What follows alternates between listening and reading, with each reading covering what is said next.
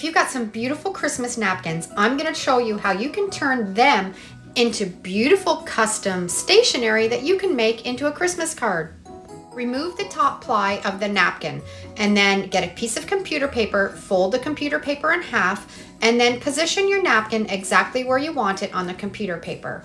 I like to press it so we can get out all the wrinkles before we go on with the next step.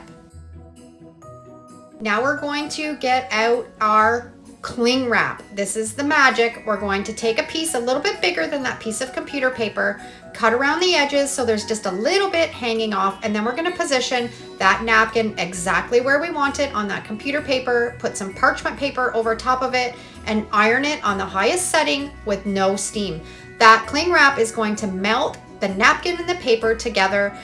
Cut around the edges, make it nice and neat and tidy, fold it in half, and you can write your Christmas message on the inside of your card.